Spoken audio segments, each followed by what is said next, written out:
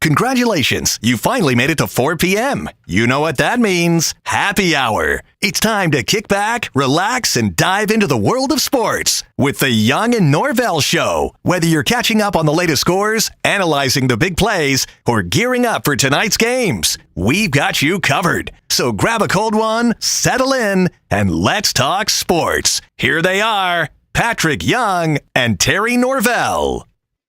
So here we go. We kick off the month of August, and you know what that means. We are heading down the home stretch, heading toward real, not preseason, not practice, not camp, but real football in both the NFL and college football world. Hi, everybody. Terry Norvelle on a Friday, starting to wrap up the week here with a really fun kind of overlapping weekend. We haven't had one of these in a while. It's not an official overlapping because it is still fake football, practice football, but football and baseball kind of colliding. College NFL football and baseball colliding. College football, yeah, they've started. They haven't really done any organized scrimmage type stuff yet, but they are right around the corner as well. They pretty much reported have the college guys all over campuses in America. So it's a fun time of year. We've been waiting on it. August is here. Thank you, July. Nothing against you. You were a good month, good solid month, but you got to scram.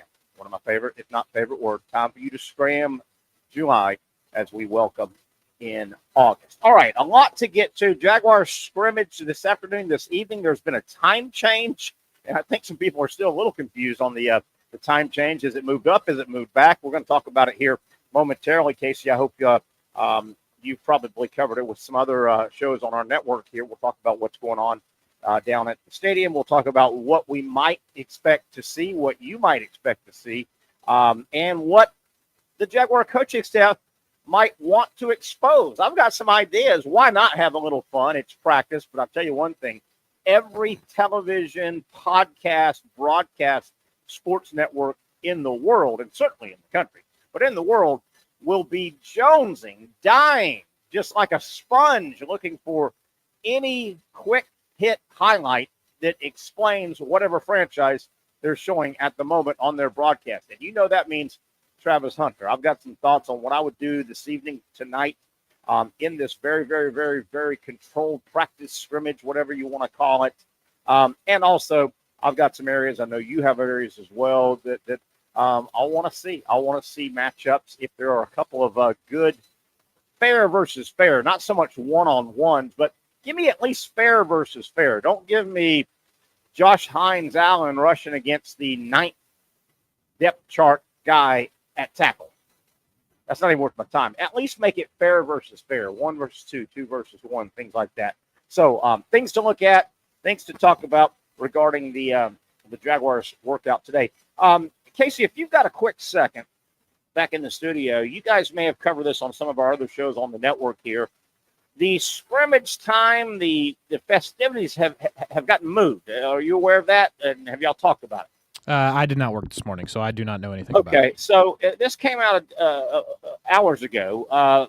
The team will play. Okay, let me just read this, and it's all over. The team will play a scrimmage game on Friday at Everbank Field or Stadium, and it's free for the fans. We all know that. Initially set for 5:30, the on-field entertainment at the stadium has been pushed back to 6 p.m.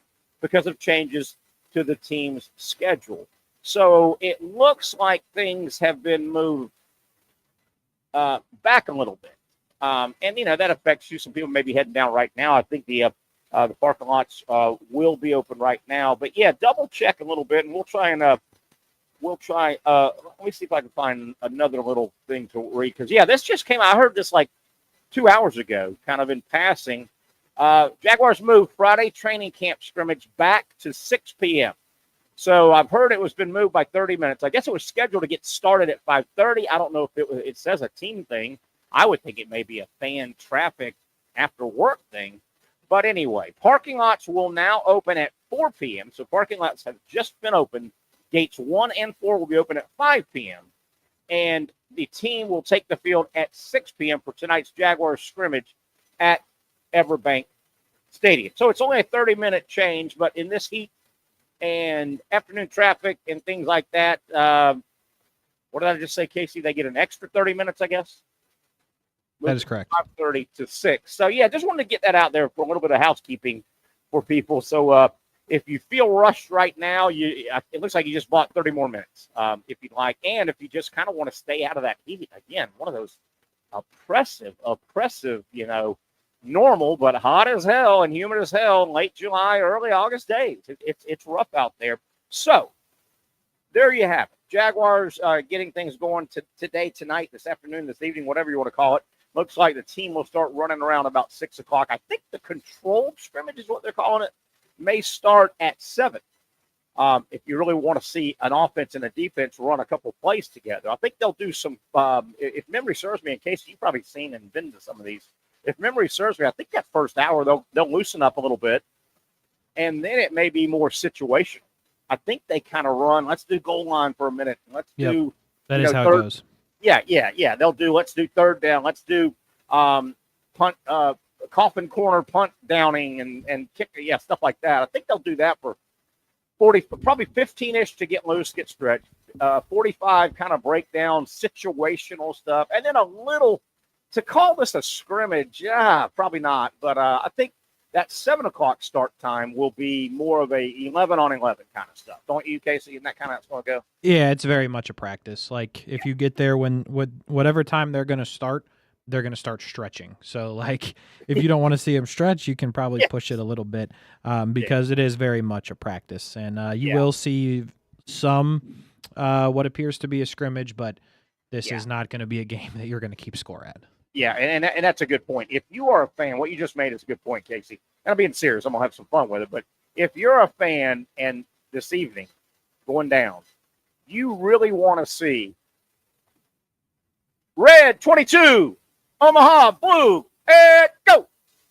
That's going to happen, but probably after 7 o'clock with 11 on 11, right? Yeah, without a doubt. You know what I mean? Yeah. You're going to see a lot of stretching at 6 to 6:15, 6:20, and a lot of, like I said, 7-on-7 on air, stuff like that, situational stuff. Not that people, we're Jones. Everybody's Jones, and I get it. Everybody watched some of that game last night. I get it. But, just be prepared. Okay. What, in case if you want to chime in, I'd love to hear your thoughts as well. Tonight, obviously, this will happen across, I guess, tonight and tomorrow, probably. Everybody's probably not doing their first little scrimmage tonight, but tonight, tomorrow, the broadcast airwaves, if you will be just littered with one or two probably from, you can't show a whole lot, there's just not a whole lot to show, but one or two probably sexy moments from whatever happens at all these NFL scrimmage camp cities tonight. With that being the case, obviously, everybody in the world that reaches out to the Jaguars or jumps on what the Jaguars are going to make available, they go, man, get some Travis Hunter. Get something. Get Hunter. Get him catching. Get him dropping. Get him intercepted. Get him beat. Get Travis. So Travis Hunter is going to be the one at every highlights out there. With that being said, why wouldn't you have a little fun with it and manipulate the first play when they really go to 11 on 11 the first time? Don't you, Casey, what would it hurt to go trips to the right, Hunter to the left, solo receiver on the left, one back, maybe even, Casey, plant a cornerback, maybe the fifth string cornerback, head up in press coverage on Hunter, and don't you send him on a 9 route, a go route, throw him a bomb. I mean, it's not impossible. I'm sure you'll get it at some point during the night, without a doubt. And I wouldn't do that with, hey, Tyson Campbell, we're kind of setting something up here, cover him. No, I wouldn't do that with Cam. I wouldn't do that with any of the first or second line guys, right? But I might take my fifth string cornerback that's going to be selling us a cell phone in about 3 weeks and say, hey, we're going to do something here. Obviously, that will make every highlight in America. A, provided there's a good throw by Trevor. That's a good point. And B, provided Travis Hunter catches the ball. But it also, in a weird way, don't you want that vision in every defensive coordinator's mind, not wearing teal and black? Yeah. Right? Absolutely. Yeah, no. I think you'll get a good bit of that, and there will definitely be a highlight or two like that to share that the rest of the world will see. I believe that without a doubt. I would almost manipulate something like that. And then, by the way, he would run around on defense 2 or 3 plays. If he actually fell to the ground on one offense or defensive play, I may shut the whole practice down. Agreed. Right? That's it. Ladies and gentlemen, head coach Liam Cohen, glad you folks are out here. I know it's hot today. Glad you're here. Take a look around. The stadium's going to look a lot different in a few years. Boy, you're going to be real proud. Hey, clap, clap, clap, clap, clap. Hey, let me tell you what we're going to do tonight. We're about to break off here, get stretched out a little bit. Then we're going to do some individuals. Then we're going to jump into the 7 and 7. 11 and 11, and kind of do some regular football. Some plays here. You're probably wondering, Travis Hunter, yes, he's going to play both ways. Going to open up on offense, and then he's going to play both ways. Well, sort of. Here's what we're doing. You're also probably wondering, fans, what's the time frame tonight? What time are we going to get home? This thing's going to knock off about what time? Well, we're about to get started. I can tell you when we get started, but in terms of when this thing ends, well, as early as the minute Travis Hunter touches the ground, it's over. Okay, everybody good with that? Right, Casey? Work. It sounds like you wrote the speech for him. Yes, that's it. And drive safe, and we'll talk to you next week. There you go. Okay. Or I guess next Saturday. Next Saturday they play real football. Well, they play preseason football. Yeah, the Steelers, right? Yes, that's correct. Steelers will come in. Will come in. And how weird is that? Aaron Rodgers will come in. Yeah, but he won't play. He won't play, but right out of the rip, I mean, we spent all off season. Where Aaron Rodgers? And guess what? Even Pittsburgh people, to kind of see him in kind of a game, they'd have to come down here. Yep, yeah, they would. Who would have thought that? It's funny. They've had the Steelers a couple times recently in the preseason at home, which still brings a good crowd, even though really does. There will be no actual Steelers likely in the football game. Yeah, it is neat. I tell you. And you guys know, my history, my passion is college football. Love the college game. But since the Jaguars have been here, 31 years now, going on 31st year, there are those, 3 or 4 fan bases that, I've been to a million games. I don't go a lot anymore, but I've been to a million of them, covered a million of them. There are those 3 or 4 fan bases that it really they bring a college. It's almost like LSU, Auburn, rolling into Gainesville, and they bring a throng of fans, and there's 10,000 visiting fans mixed in with 75,000 home fans, and that makes a great atmosphere. The Steelers are one of them. I mean, it's fun when they roll in. It's Green Bay when they roll in. It's fun. I mean, absolutely. I'm not big on the Buffalo shenanigans and all, but are those the 2 best ones, the closest to college traveling fans? I mean, they get together and it's cool in that stadium when the Steeler fans are mingled in there and they've got 10,000 of them or more, Packers, Steelers, anybody else? I would say I remember Cowboys, obviously. I remember a couple years ago, I forget what year this. Well, it's whenever the Giants came here, but the Giants had a ton of fans, and even the Jags were kind of shocked at the amount of Giants fans that were in the stadium that day. And that was a couple years ago. If it was a couple years ago, it was a bad Jaguar team, and that always skews that a little bit too. When it's a 4 and 13 home team, the traveling team gets 10,000 more seats they have to buy. They can't turn them down. Okay. Yeah, it looks like it was 22. So, yeah. But the ones I've noticed when I've gone, and it's got that cool college feel because, again, I think that's what makes the college crowd so great. Those big games. I mean, the big college games. The visiting team, they get their 10,000. They eat those up, and they get 4 or 5 more just by getting them. They'll have good Auburn, good LSU, Florida when Florida goes on the road and they're good. When there's 16, 17, 18, 20,000 visiting fans in the stadium along with the passionate home fan, that's a great atmosphere.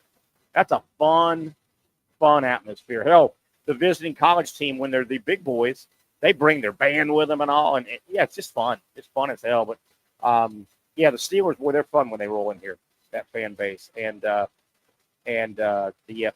was told one time, we got talking on a show, Casey, and this was probably 10 to 15 years ago, but the age example is going to work out still, and it's slowly going away. But we got talking one day, well, why is it that the Steelers, that fan base just pops up everywhere? This was a big discussion point. I remember on one show 15 years ago. The Steelers, why? And a guy made a great explanation to me on air. He said, well, look at it this way. The Steelers, yes, they've only won what? One Super Bowl in the last 40 years, right? They've only won one Super Bowl. They've won, Roethlisberger won one, and they hadn't won one since, what, 78, 79? Right? They've only won one in a long time. But remember, they won four in what, either a 5 or 6 year span, right? They won back-to-back, then they didn't, then they won back-to-back again in like 74, 75, 78, 79. And the guy that got explaining it to me, Casey, said, keep in mind, if you were a 12, 13, 14, 15-year-old just getting into sports, that period of the 70s, that success, I mean, that's a lot of success in a 6-year run, right? They won 4 Super Bowls. Sure. Not went to them, they won them. And they were magical games with Cowboys. The guy said that core group of young football fans, 11, 12, 13, 14, 15, that was their impressionable years. That black and gold team won. That was burnt in you, and you became a Steeler fan. But listen, here's what I explain why they started. Well, fast forward 25 years, that 13-year-old guy is a 38-year-old professional making money, still a Steeler fan all over the country because that was ingrained. So the last 25, 30 years, that fan that got turned on to the Steelers in that great run was 11. They're now in their 40s, 50s, and 60s, and you got money. You've got money. It's hard to go if you fall in love with the Miami Dolphins and you're 20 years old, you don't have any money. How are you going to follow them around the country, right? Yeah, for sure. But if you're a 46-year-old father, your kids are 18, 17, and you've been in the workplace 25 years, you were branded a Steeler because all you saw winning was the Steelers. And your group, that makes a lot of sense, doesn't it? That your group has been traveling the country because you've grown into adulthood and you're a Steeler fan.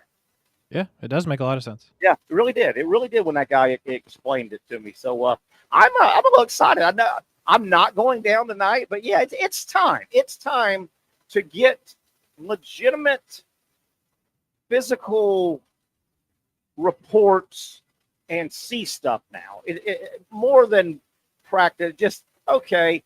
And there is something about when you actually turn the lights on. And, I don't mean that literally, but you know what I mean? Mm-hmm. Tonight is more than anything they've done at Miller, right? It is. Is it close to it? No. But it is. There's way more. I'll guarantee you this film, if you look good on this film tonight and or bad on this film tonight, much more scrutiny than the last 7 practices on Miller. Agreed. Wouldn't you agree? I would. There is, absolutely. Yeah, there is something about putting the real, the helmets will look good. They'll be polished up, and, the real lights are coming on. The real lights. And, I've never been to I don't go to the practices and all. What do they get, 1,000 in there? I don't know what they get in there, a couple thousand. Yeah, for sure. But they'll be, what will they'll be? There'll be 20,000 people down there tonight. I think that's a lot. 10 to 20, maybe? Closer to 10. I mean, all right, I don't know. 10,000 is a lot of people. 10,000. It is hot, though. Keep in mind. You've got, I get it. But, getting 10,000 people somewhere and you're being looked, you're being looked at. If I go to the beach and as I'm walking to the ocean, if I trip and fall and there are, 14 people to my right scattered and 9 people to my, okay, that's one thing. If there are 5,000 on my right and 5,000 on my left and I trip and fall, I'm going to be sheepish. I'm You're getting gonna up. feel like an idiot. Yeah. Yeah, right? Hey, that's 10,000 people. 10,000, and I know these guys have played in front of a lot of people, but it'll be something tonight. And you've got to say this. You always do the hold your breath and don't jinx it. But we are, I guess, anytime an athlete really does anything athletic, but it is hold your breath season. I mean, it is. I always call this. We've got Coach Spurrier coined the phrase talking season, and we've got off season. We've got preseason. I always think, same with college camp, when camp starts, I think, and certainly guys get injured in season. I get that. A lot of people get injured in season. But boy, I can live more with a guy getting injured, making a play, attempting to make a play in a real game than just random practice or scrimmages. And this month in the NFL and college, I always call this hold your breath season.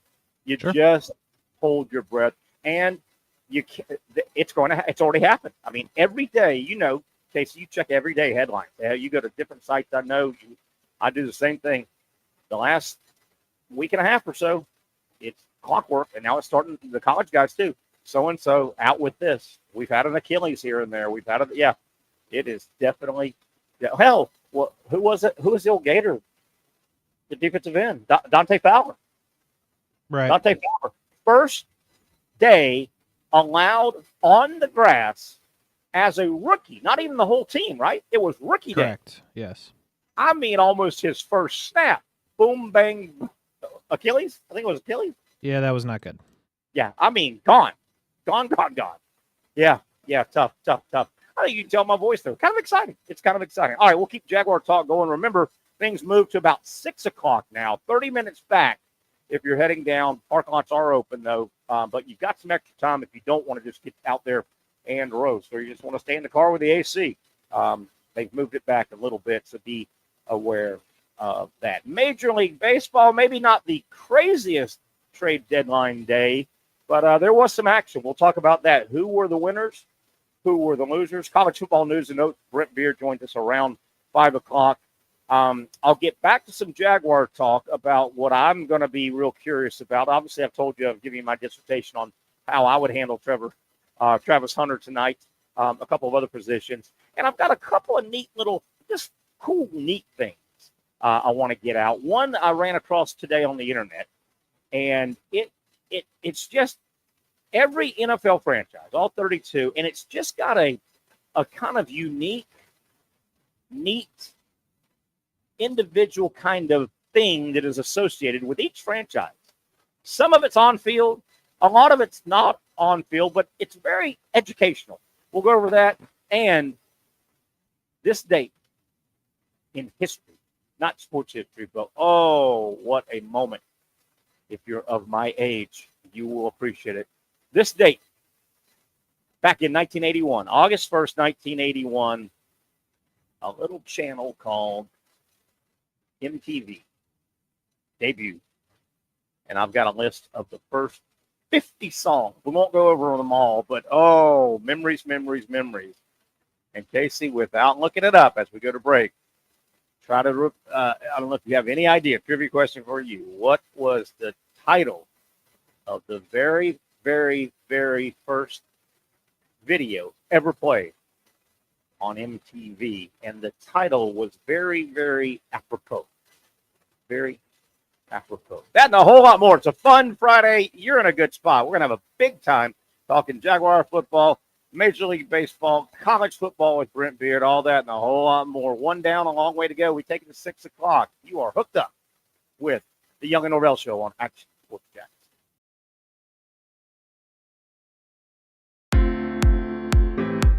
At Southeast Orthopedic Specialists, we know pain and injuries can stop you from doing what you love. This is why our board-certified orthopedic specialists offer the latest in both non-surgical and surgical treatment options and create a treatment plan tailored to your unique lifestyle and goals. So, whether it is a sports injury or that nagging pain that's keeping you from doing what you love, our team has the right treatment for you. For more information or to schedule an appointment online, visit our website. You really got to hand it to him. Hold on. The previous play, is under further review. I'm not sure what he could review, but okay.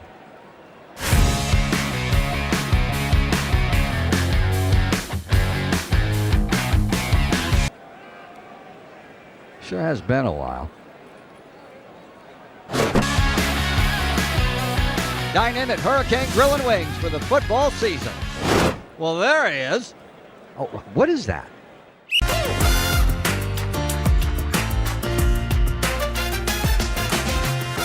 Empower a future, inspire a dream. It's a bold but simple mission for the Jacksonville Police Athletic League known as Jax PAL. Help the next generation of kids in Jacksonville shape a brighter future. Their after-school programs, teenage leadership programs. There's community outreach. It's been just an awesome opportunity to be out here with my colleagues and do something good for the community. It's really been an interesting opportunity to just see everybody work together in a way that we don't normally in the office. And there's sports.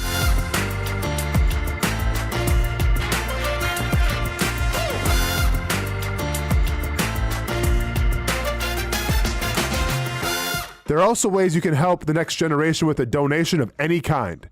Just visit jaxpal.org to get more information. Empower a future, inspire a dream with Jax PAL.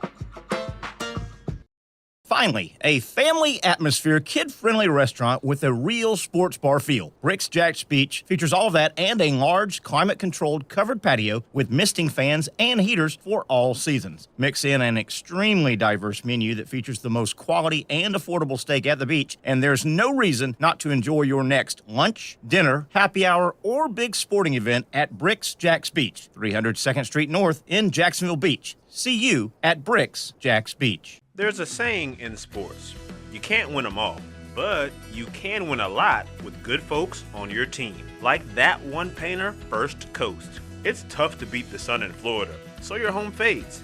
It's tough to beat that HOA when they come calling. Beat the sun, beat the HOA with that one painter, First Coast. And it's a good time to do it. Less rain to work around and painting in mild temperatures is perfect.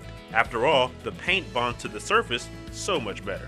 Give that one painter First Coast a call at 904-417-3557 or look them up at first-coast.thatonepainter.com.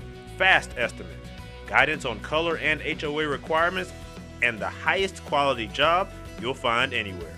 Be a big winner in your neighborhood with that one painter First Coast on your team.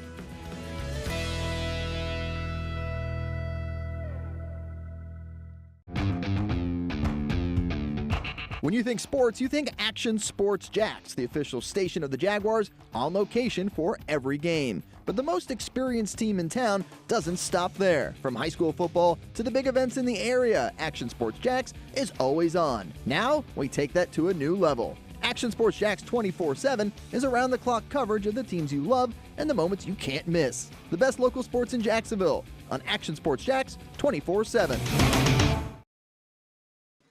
There you have it. There's a look at the stadium where the action will be happening. I guarantee you, as we welcome you back to the Young and Norvelle show here on Action Sports Jacks, our team at Action Sports Jacks will be all over that area tonight, covering every movement of the Jaguars. Matter of fact, you can catch a lot of the coverage right now on CBS 47, Fox 30.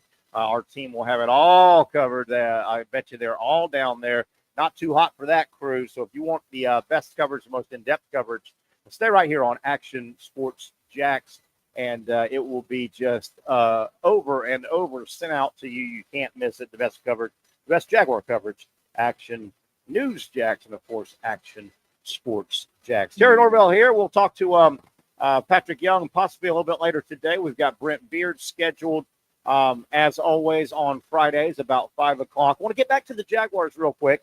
In case you got a little trivia for you. We'll talk about MTV. Teased it a little bit a moment ago. August 1st, 1981, MTV debuted. What is that, 60-something years ago? 45 years ago, whatever it is? Good grief. I was 16, 17. Ooh, it was a big moment. Is that Patrick? I don't heard Pat stirring around, maybe. No? Maybe not. He'll let us know. Let us know, Pat, when you get there. Want to get back to the Jaguars. I gave you my thoughts on Travis Hunter. I'd throw him a deep ball early. maybe on a fifth-string cornerback, just to kind of send a little message out there and let everybody see it. Hopefully it gets completed. May let him cover a receiver or two before I get him off the field. Things I'm looking for tonight, really one area. I think there are more than one concern areas for the Jaguars, but the one big area is the offensive line for me. Tonight, you really want to pay attention. And if you get goods on good, maybe not ones on ones every time, but ones on twos, twos on ones, that's a fair matchup. The offensive line, the edge rushers against the offensive line / tackles, I think is big story one. You're starting to hear whispers, or I've been reading some stuff here and there. Gosh darn, there might be some people getting a little antsy about the Jaguars. Both offensive tackles. They've been getting beat up pretty good, it sounds like, by Hines Allen and Walker. Is that good? Is that bad? And then Hainsey. I mean, you can't look past the center. The Jaguars, if they don't get better center play, and I was a guy never, ever, ever, ever last year bought into Mitch Morse. I mean, if you couldn't see that on the wall, the Buffalo Bills in the middle and currently still in the middle of a Super Bowl-ish run. I mean, they are Super Bowl quality, and they've been for a year or two, and they're going to be for a couple more years. The last thing a franchise like that in that position is going to do is just kick their starting center to the curb. When they did that, that told me, hey, man, this guy, they must think he's out of gas. And he was. Mitch Morse was below average, well below average NFL center. Robert Hainsey was basically benched. He was benched last year in Tampa. That's a concern. A true rookie was drafted, came in, and unseated Robert Hainsey. That's the starting center for the Jaguars. Keep an eye on that offensive line. As it goes, I'm not going to say the season goes, because if the offensive line is decent, that still doesn't mean they're going to rack up double-digit wins. But I'll tell you one thing, they're getting nowhere fast if the offensive line resembles anything like last year. And, I mean, there are question marks all across the board on that offensive line, I think. I mean, I don't – Macari, is he your best player that came over from the Ravens? Could be your best player on the offensive line. So we'll see. We'll see. Again, I would have gone offensive line. I'd have got that guy from LSU probably.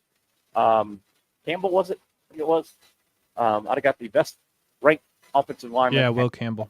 Yeah, Will Campbell. And, you know, we had a different the Jaguars and myself, we've had differences of opinion before. So there you have it. Some other areas to look at with the Jaguars. All right, Casey, MTV, probably not as big a deal to you and your generation. I mean, it was born in wheelhouse for me. I mean, I was in high school, and it was a mega, mega deal. Before MTV, you rarely got to see the radio stars. You rarely, I mean, unless you went to a concert, you would catch maybe a live act on a TV show. Maybe you catch somebody on Soul Train. The Midnight Special was a show. I think it was called the Midnight Special. There was a Saturday night late show, like at midnight, obviously. And it was kind of a rock and roll midnight show. And it ran for a long time.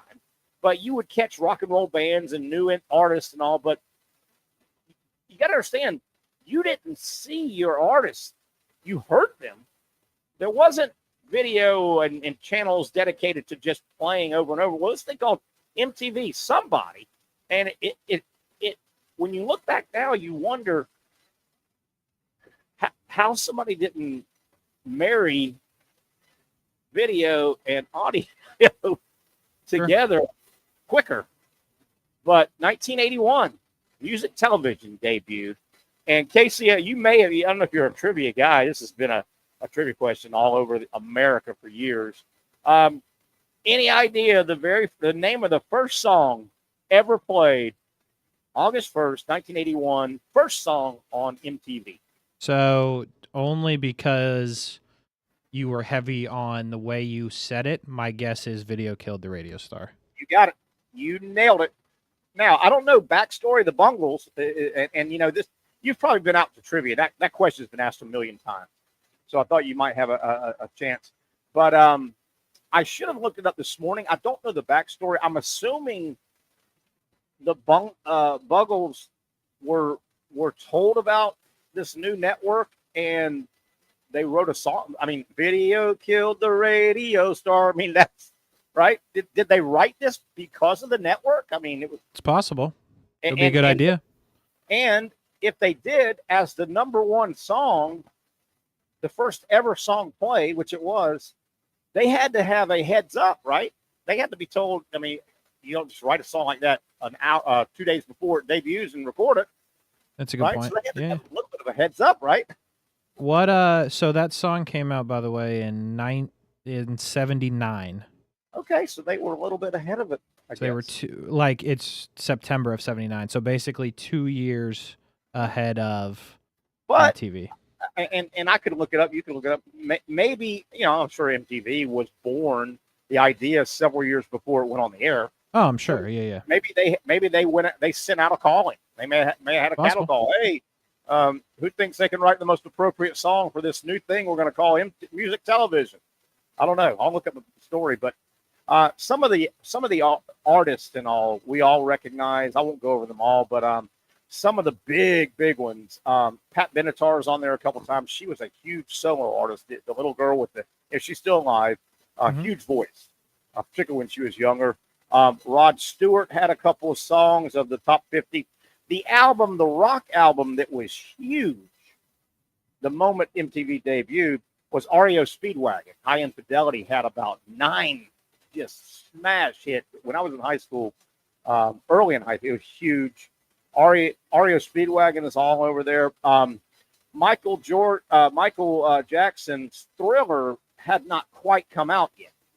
And Thriller was such a smash album, and it got so much MTV play. It really helped MTV solidify as well. I don't think it had quite come out yet. Some other band, Jacksonville Representative, number 13, the 13th song, because it was a hit at the time, way back in '81. Hold On Loosely. Do you recognize that title? I do. Yes. Hold On Loosely. 38 Special from Jacksonville. How about that? 38 Special. Rod Stewart again. The Pretenders. Here's a sports reference one. The 22nd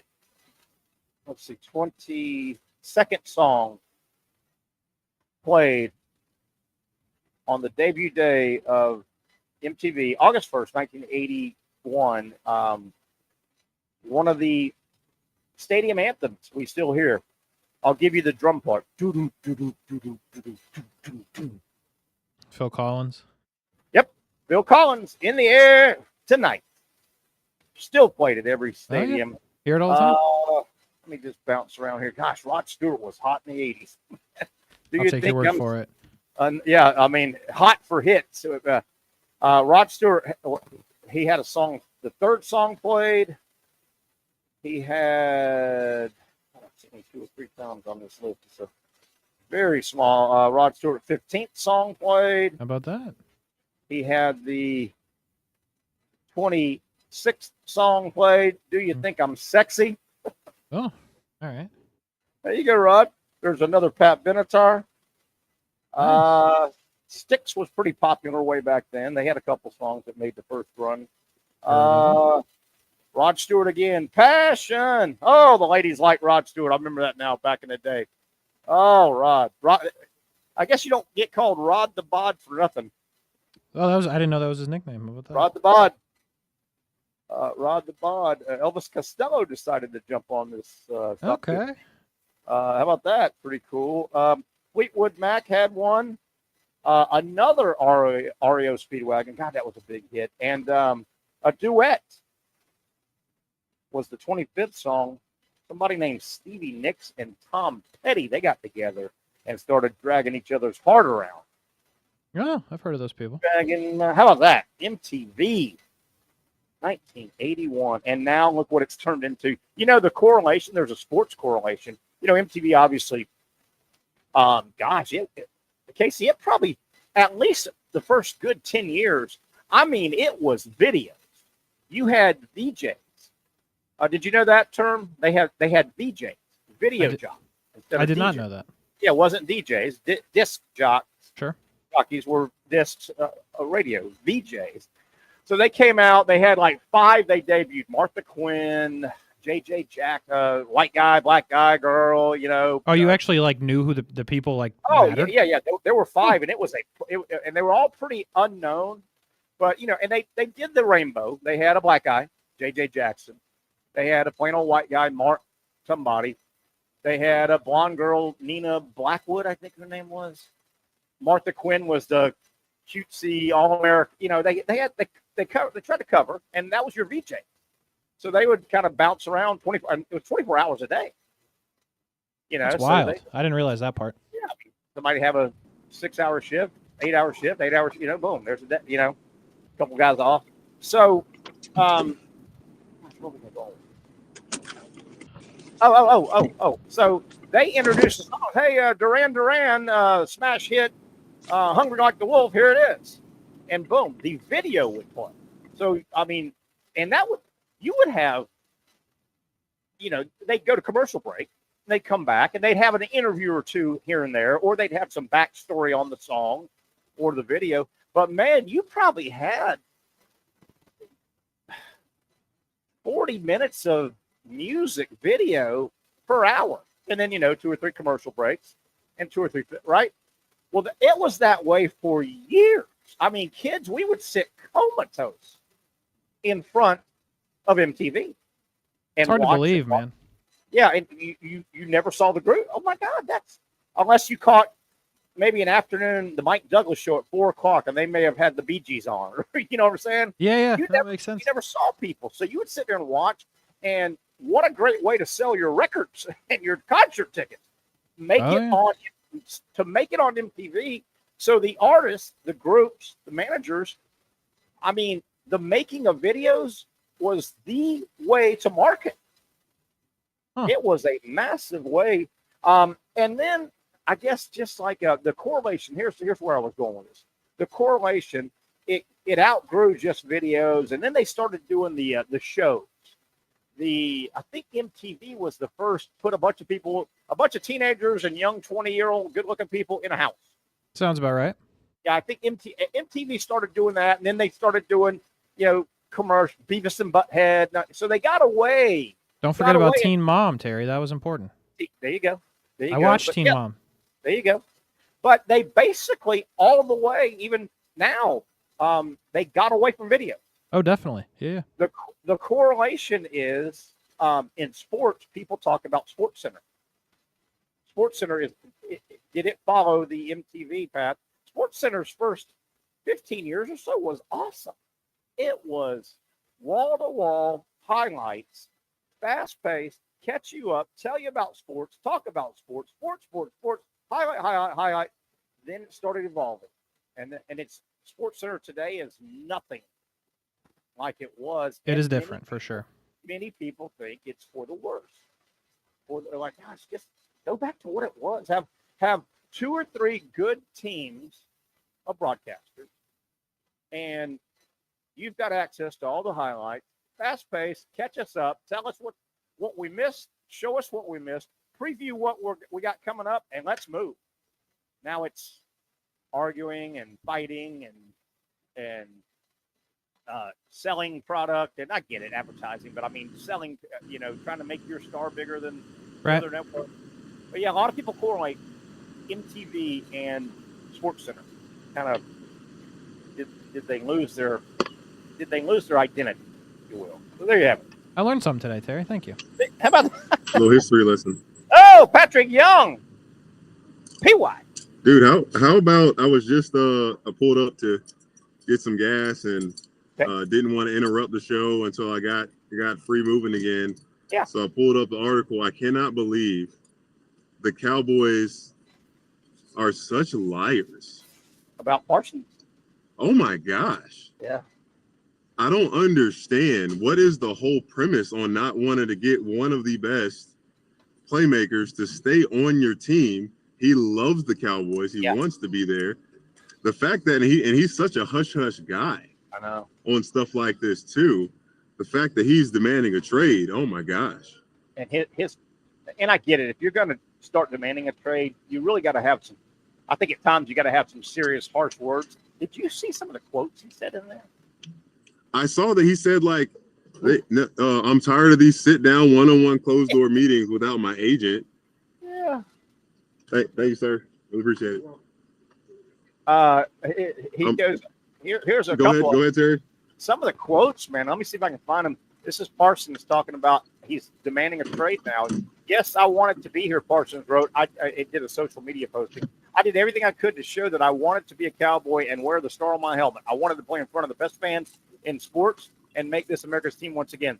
The team my pops and I grew up cheering for way up in Harrisburg, PA. He goes on to say, unfortunately, I no longer want to be here. I no longer want to be held to closed-door negotiations without my agent present. I know, like you said, Patrick, I no longer want shots taken at me for getting injured while laying it on the line for the organization, our fans, and my teammates. I no longer want narratives created and spread to the media about me. I had purposely stayed quiet in hopes of getting something done. And then he has a thank you to Dallas fans. No, you got to be firm. Dude, if I don't know if we'll ever see a franchise turn on its owner faster than the Dallas Cowboys if this goes. And I was listening to First Take this morning. Why the hell did they make Dak the highest paid quarterback in the NFL? No idea. He's got 2 playoff wins in 10 seasons, 11 seasons. Yeah. Don't get it. I'll tell you this, Pat, and I guess maybe because I'm getting older, I hope I have never or never will be an ageist. I think numbers of age are greatly different on different human beings. Our bodies are different. Our exposures have been different. So I don't think you can say 60, 70, 80. I'm telling you, man, the last couple of times I have witnessed, watched, and listened to Jerry Jones in the last month in front of a camera and behind the microphone, Patrick, I'm not so sure he's with us anymore all the way.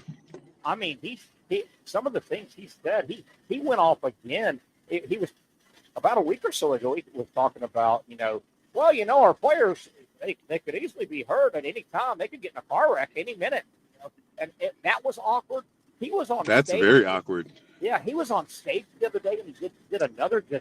I snapped my head around and go, "Wow, that's." Why would he say that? Yeah, he's starting to say a lot of not appropriate things in public, and not to get political, but I mean, he's starting to sound a little bit like a sports version of Joe Biden. I'm serious about that. Yeah. And, I think it's always apparent when there's a level of arrogance or hubris that these guys think just because they've done it before and they're in this position that we don't know what we're talking about. We're going to get this done just like all the contracts have passed. Yeah. We don't hold out and make deals longer. Michael Parsons just showed receipts. I know. I mean, and he really, truly, he showed up to everything. He tried to do all the right things to get this done. Yeah.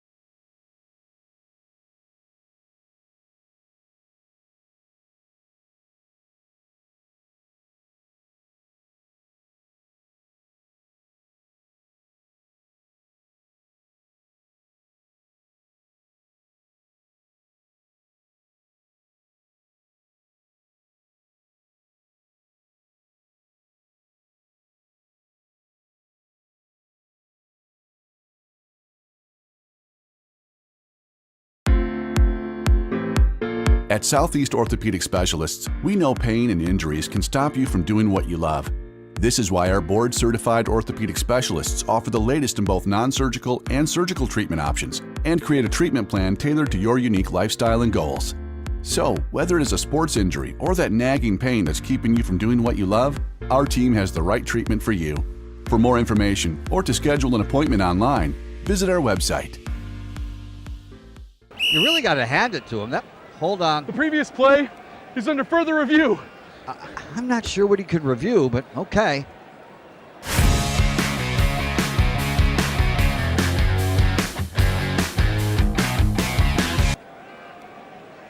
Sure has been a while.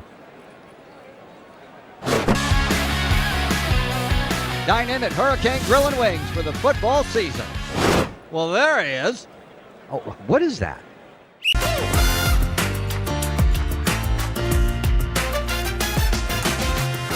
Empower a future, inspire a dream. It's a bold but simple mission for the Jacksonville Police Athletic League known as Jax PAL. Help the next generation of kids in Jacksonville shape a brighter future. Their after-school programs, teenage leadership programs. There's community outreach. It's been just an awesome opportunity to be out here with my colleagues and do something good for the community. It's really been an interesting opportunity to just see everybody work together in a way that we don't normally in the office. And there's sports.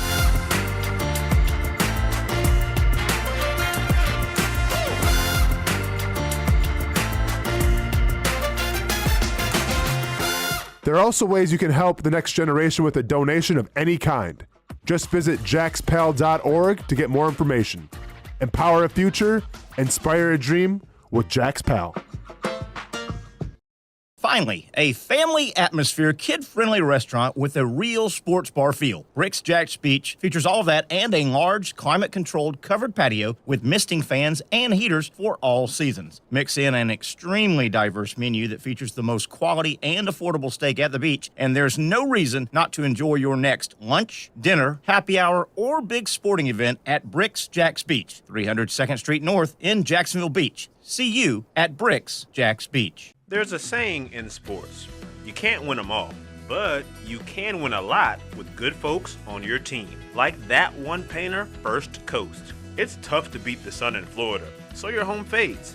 It's tough to beat that HOA when they come calling. Beat the sun, beat the HOA with that one painter, First Coast. And it's a good time to do it. Less rain to work around and painting in mild temperatures is perfect. After all, the paint bonds to the surface so much better. Give that one painter First Coast a call at 904-417-3557 or look them up at first-coast.thatonepainter.com. Fast estimate, guidance on color and HOA requirements, and the highest quality job you'll find anywhere. Be a big winner in your neighborhood with that one painter First Coast on your team.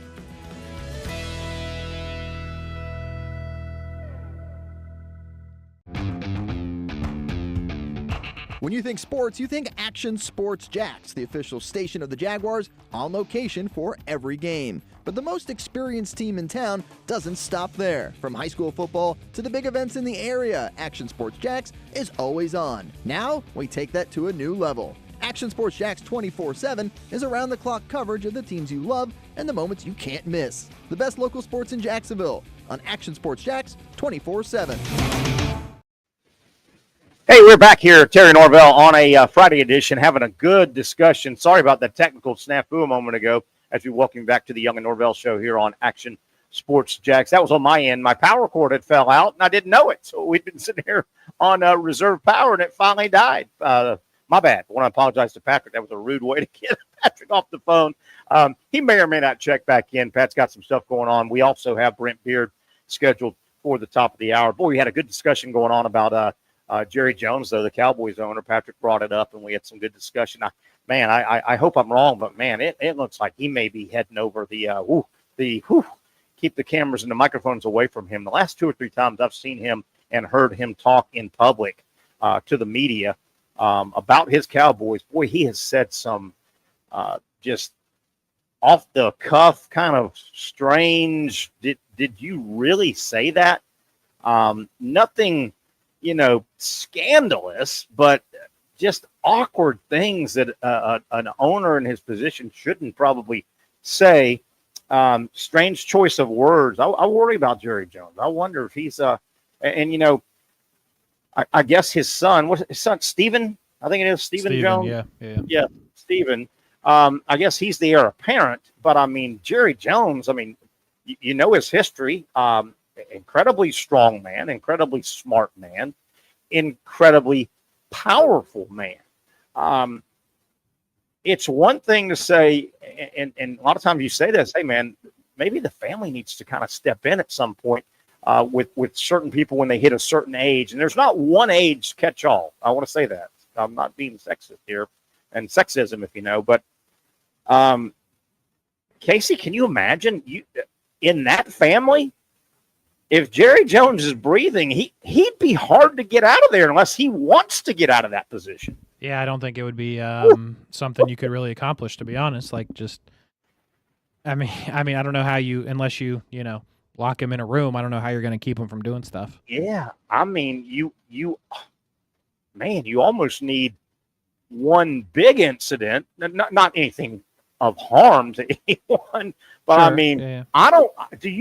Could you imagine? And I don't even know if Stephen Jones would want to, hey, Steve, listen, man, you really need to call a meeting with your dad, just you two, and say, Dad, it's time to hang it up. I need to go ahead and step in. And if I'm Stephen, I go, can you send a battalion with me? That wouldn't go well. Woo! And it's one of those things, we've seen this before, with celebrities and even coaches and things like that. I mean, not this degree, but I can remember at least Bobby Bowden's final 5 years. I brought this up a lot. I'm like, man, somebody in the Bowden family needed to go get Bobby. They needed to make a mound visit and, say, go to the bullpen. The Bowden family, I blamed for 4 or 5 years. They left Bobby blowing in the wind too long. I mean, he shouldn't have been out there for a few years. And I think the most hardened Seminole fan that went through that would understand that. But, Jerry Jones, I hope it's just a couple of bad days behind the microphone. But, man, it seems like every time I watch Jerry Jones now, and it's been the last month, he's been popping up because it's football season. And the Cowboys will command microphones and cameras, and that's not going to change. But man, unless he decides it, unless something drastic was to happen, hopefully again, no injuries or anything, but I don't know if Jerry Jones is ever going to just kind of call his own press conference and say, hey, I think it's time. I'm gonna hand it over to Stephen, and I'm here if he needs any advice and guidance. But I've had my run. I've had my run. All right, hour number 1 here has had its run. We're 1 hour deep. We've got 1 hour left. A lot of stuff to get to. Have an NFL kind of a fun news and notes. Casey, I think we'll try and get to this here, maybe even when we have Brent on. This is a really fun list I came across on the internet. All 32 NFL franchises, just one unique thing about each franchise. And a lot of it is wins and losses in games, but a lot of it is not. Really interesting. We'll try to get over that. Talk some college sports as well. College football with Brent Beaird. All that coming up hour 2 right here on a Friday edition of the Young and Norvelle Show. You really got to hand it to him. Hold on. The previous play is under further review. I'm not sure what he could review, but okay.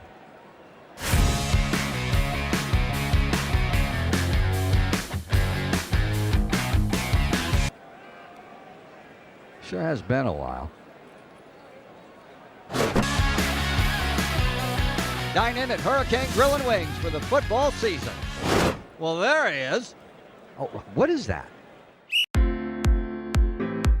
At Southeast Orthopedic Specialists, we know pain and injuries can stop you from doing what you love. This is why our board-certified orthopedic specialists offer the latest in both non-surgical and surgical treatment options and create a treatment plan tailored to your unique lifestyle and goals.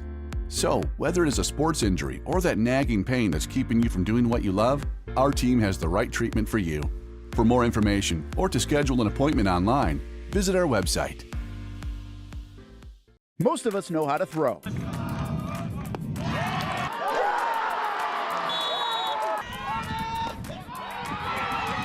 But you need to know what to throw. I'm not talking about footballs, baseballs, softballs. We're talking about those items you need to recycle.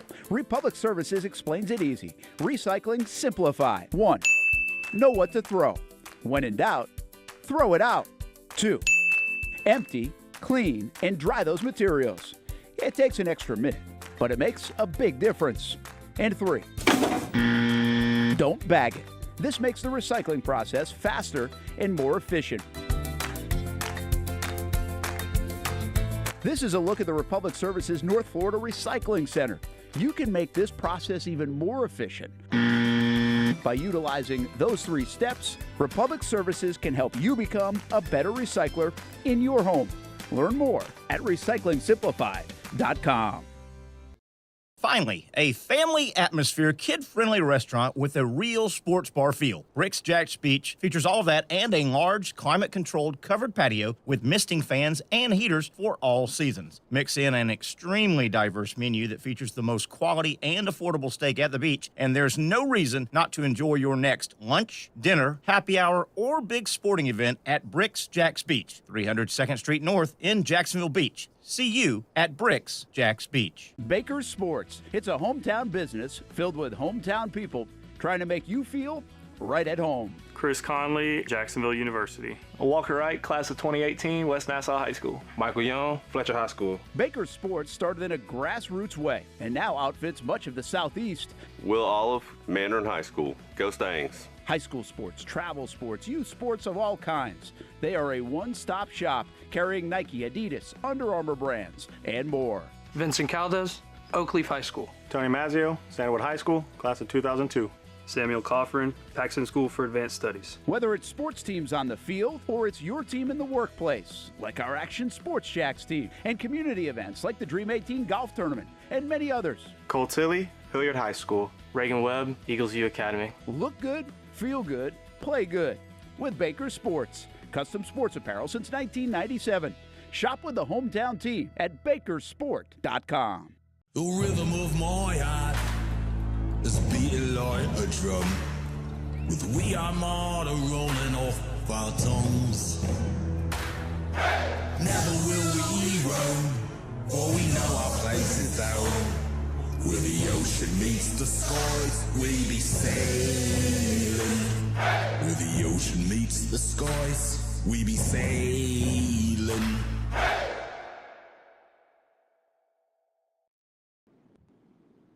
Welcome back. Patrick Young back with us. Terry Norvelle coming to you on a busy Friday. Exciting. Going to be a lot of excitement down there at the stadium. Things move back about a half hour. Just be aware of that, folks, as you're making your way down to the stadium. It is a Friday edition of the Young and Norvelle Show. Pat, I teased. We finished up the Jerry Jones stuff. We'll get back to it later. That's a great I had Micah Parsons written down as well. That was a great pickup by you. Got a list here before Brent Beaird comes on. I ran across this, Pat, just unique things on or off the field about each NFL franchise. Let's go through a few of these. You ready? Yes. First, invented the shotgun formation. San Francisco 49ers. How about that? Okay. How about that? Most consecutive seasons winning. Most consecutive winning seasons at 20. The Dallas Cowboys. Only NFC team with 0 Super Bowl appearances. The only team in the NFC that has never gone to a modern-day Super Bowl, the Detroit Lions. Yep. One team that is undefeated in Super Bowl play, not the only, but one, could be the only. It doesn't say this, though. The Tampa Bay Bucks. When they make it, they win it. Oh, wow. Wow, 2-0. Pretty cool. This franchise, their former owner, Bert Bell, created the NFL draft. Oh, wow. Philadelphia Eagles. Bert Bell. Hey, let's have a draft. I didn't know this one. Here's a neat fun fact. The only NFL team to win championships in 3 cities. Oh, wow. How about go ahead. Oh, you gave me a little you go for it. The Rams. They were they won a championship in 45 as the Cleveland Rams, the St. Louis Rams, and the LA Rams. How about that? I did not know about Cleveland. Here's one you guys probably should know. Who's the only NFL team that is publicly owned? Green Bay. You got it. Green Bay, you can buy stock in. Okay. How about this is a great one. Just a fun fact. Who is the only team to play in both the AFC and NFC championship game? Oh, man.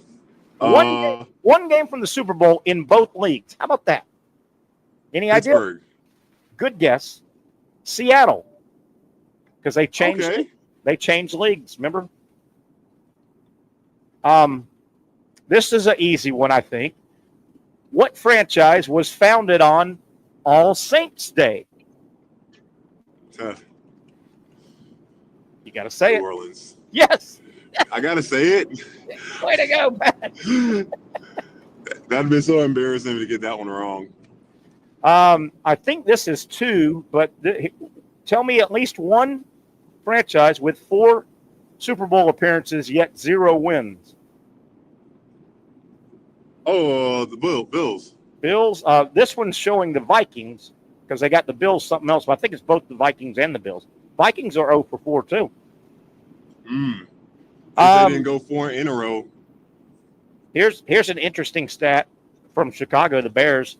You realize the Bears, as old and historic as the Bears are, they've never had a 4,000-yard passer in a season. Oh, wow. Yeah, I did see that. Because they want Caleb Williams to hit 4,000 yards and 70% completion rating. I don't think either one of those things have happened in their franchise yet. You read the same stat I read about a week ago about the Bears. They want 4,000 plus and 70%. And I chuckled, Pat, because I went, well, doesn't everybody want that? Right. Yeah. You know, interesting point, actually, to stay on Caleb Williams in the NFL. They really believe he just needs to learn the game more. And majority of his problems are all fixable. Number one, holding on to the ball for too long. Yeah. Like, he is the kind of guy that has gotten in his own way because he could out-talent people in college. You can't, unless you're Josh Allen, you're not out-talented or Lamar Jackson or Jaden Daniels. They truly believe under this new offense with Ben Johnson that Caleb Williams is going to hit all those numbers this year. If they hit those numbers, it'd be hard to see the Bears not being a playoff team. I'm with you. I am with you. How about this franchise, NFL? Oldest U.S. pro team to have 0 championships. The Atlanta Falcons. The Atlanta Falcons. Yeah, Atlanta Falcons. Dang. And we'll go to Brent Beaird. If Brent can be patient for about 5 minutes, I want to get through this list, and we'll get to Brent Beaird. NFL franchise credited with inventing the spike celebration. The spike celebration. I would have never known. I would have never guessed this. It would have been a wild guess. Shoot. Let's go for a wild guess. Let's go Cardinals. New York Giants invented the spike, they say. You may know this because this was, I think, the most recent franchise that had this. Who was the first NFL franchise with a marching band? They don't have them anymore. Oh, gosh darn it. Was it Tennessee? Washington. We did this before. Washington. Yeah. We talked about this one time before. This is a little surprising. Oldest NFL team. Team. Their colors are red right now. So Cardinals. They're red right now. They're calling it They say the Cardinals are the oldest NFL team. Really? Oh. Here's a laydown. They haven't always been in Arizona, though, right? No. They bounced around. Yeah, St. Louis, and probably may have come by Cleveland. And, back in the day, I think everybody had to go through Cleveland. Right? Here's a laydown for you. This franchise originally played their football games at Clemson Stadium. Think Jaguars partner. Panthers, really? Panthers, yeah. They started out in Cleveland while they were waiting on their stadium. It was an obvious answer, but, you still hesitate. This franchise named after an Edgar Allan Poe. The Ravens. Story. Ravens, yeah. That's how they got the name, huh? Edgar Allan Poe, the Ravens. That guy's weird. He was weird. I liked him. That explains a lot. Which franchise? Here's a layup for you. Which franchise was named after U.S. soldier Buffalo Bill Cody? You gotta say it. The Dolphins. The Bills. Dolphins. All right, a couple more. We'll get through this. What franchise has made the longest successful Super Bowl field goal? I don't know who it is, but field goal, 57 yards. Let's go with the Packers just because. Kansas City, and I don't know if that's modern Kansas City or old Kansas City because they made a I bet you it's Harrison Butker. Might have been. Might have been. Who's the youngest NFL franchise currently? It's still us, isn't it? The team after us? No, and this is a little bit of a little bit of an asterisk. The Houston Texans, and of course they're kind of a rebirth, sort of back in Houston. From the Oilers. I missed that powder blue Oilers, man. Gosh, I missed that. That was beautiful. I'm with you, Patrick. I am with you, Patrick. What NFL franchise is named? Yeah, with that old logo. That old logo was beautiful. That was. I'm with you, brother. I'm with you. What NFL franchise is currently and was named after their first coach? First coach. What? This named NFL after their coach. Yeah, this and maybe their most famous player had the same name. This is unique. They're currently in the NFL, and their nickname was from their coach. What's the division? Can I get that hint? AFC Central, I think. Central. So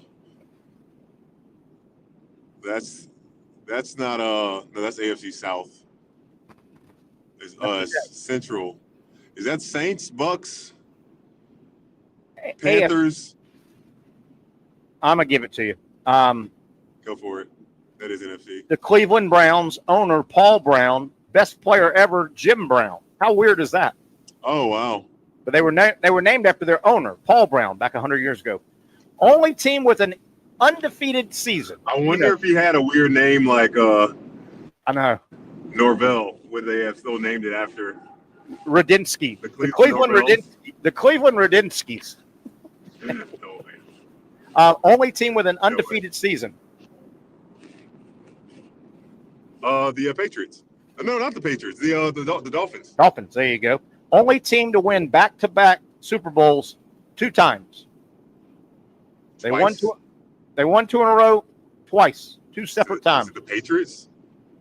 Good guess. The Steelers. The Steelers only won. They won it back-to-back. Then they had a gap. Then they won it back-to-back again. So I got 2. I couldn't remember. Here's one I did not know, and I would have assumed it was an animal. What franchise was named after the Bengals stove, not the animal? And I didn't know there was a thing called the Bengal stove. The Cincinnati Bengals are not named after the animal. What? There's a stove, obviously, Bengal stove. The word Bengals, in pertaining to the animal, came before Bengal stove. Have you ever heard of a Bengal stove? I don't know what that is. No, I have no idea what that is, but Only- that sounds ridiculous. Okay, we'll have to look that one up. Bengals. Ridiculous. A couple more. We'll get out of here and get to Brent Beaird. We've got a only NFL stadium with a pool. You got to say Have you been in that pool? I would never go in that pool. I would never go in that pool. There's not enough chlorine in the world to put in and that now pool. that as a grown man, because we have like a pool in my neighborhood, I'm like, what the hell was I thinking getting in that water? I totally agree with you. Totally. I mean, they nuked those public pools with chlorine. Ugh. You couldn't pay me to get in those bacteria traps they call pools at that stadium. Jacksonville. Longest regular season winning streak in the NFL. What franchise? 23 games in a row they won. Ooh. So obviously they won a Super Bowl and went into at some point. And they were a big nemesis of the Jaguars. Oh, not the Titans. Colts. The Colts. What franchise was that with Peyton? I think it was. It overlapped, those 2 years. Man, Peyton, man, golly, that dude should have like 4 rings. I know. He should. This NFL franchise does not retire jersey numbers. Oh, man. California team. San Fran? Well, it used to be California. The Raiders. They do not retire. The Raiders. Yeah. Who was the first AFL team to beat an NFL team? Do they still have a Ring of Honor? They still have a Ring of Honor. I don't know. They've got to. Yeah. Say that again, your question. First AFL team to beat an NFL team when they merged, I guess. When they merged, yeah. Oh, I don't know. Denver Broncos were the first one. There we go. Which franchise is currently, and we got 3 more, I think it is. 3, 4, 5 more. Which current franchise is on the longest active playoff drought? Longest active NFL playoff drought is held by which active franchise? Oh, shoot. I should know this. And this franchise cannot get out of their own way. Can't get out of their own way? I mean, you could say that just teams that fall in that category. That's the Jets. Bingo. That's the Panthers. Bingo, you got it. Jets. Original Jets. Jets. You know, that is a cool cheer, but that's all they got. Yeah, I'm with you. Original did name. You watch did you watch any of the game last night? Very little at the beginning. Very little. Did you get a chance to hear Brett Musburger talk about Super Bowl II with Joe Namath and all that? No. Oh, man, it was just such a cool story. I hope you can go back and find it.